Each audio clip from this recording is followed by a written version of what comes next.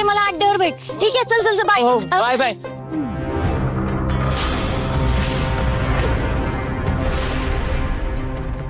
What's wrong with you? सतत घाईतच असतेस का ग तू? Sorry sir. Oh hello. हा? फॅक्टरीच्या बाहेर कुठे चालली आहेस? ते आणि युनिफॉर्म कुठे तुझं? मी हो हो हो, मी तर विसरलोच. माझ्या समोर साक्षात मिस लीडर उभ्या आहेत. कुठेतरी जात असतील बाहेर कामगारांचे प्रश्न सोडवायला, समाजसेवा करायला.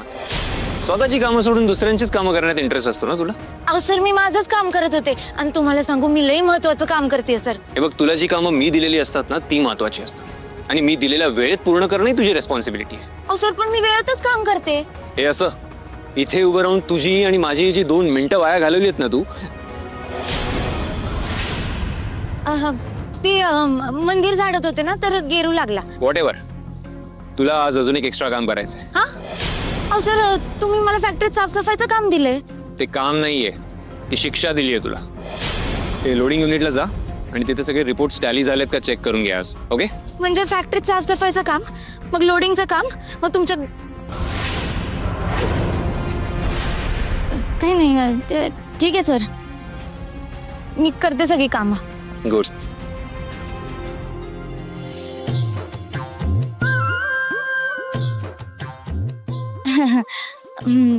तिकडे जायचं ना?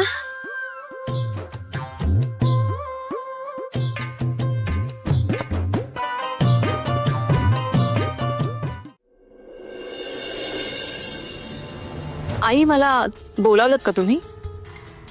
हो. मला सांग, त्या राणीला आपल्या घरी साफसफाई करायला त्या कमलाक्कानीच पाठवलंय? नाही, म्हणजे घराची साफसफाई करायची होती ना, तर मग कमलाक्काला मी सांगितलं होतं कोणाला तरी पाठवून दे, आणि नेमकं तिनं राणीलाच पाठवलंय. बरं झालं तिने राणीलाच पाठवलं. उर्मिला, त्या मुलीला चांगलं राबवून घ्यायचं. आई, त्याची तुम्ही अजिबात काळजी करू नका. तिची काही लायकी आहे ना, तिला मी ते बरोबर दाखवून देते. तिने जो इंदिरा भाऊजींचा अपमान केलाय ना, तुम्ही अजून विसरले नाहीये. तिला जास्तीत जास्त काम द्यायचं.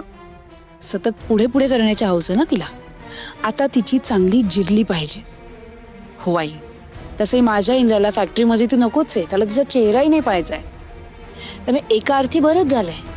ती इथे राहिली तर निदान फॅक्टरीत माझ्या इंद्राची चिडचिड तरी कमी होईल. हो, आणि आता तिची बाजू घ्यायला आबा पण इथे नाहीयेत. एक्झॅक्टली.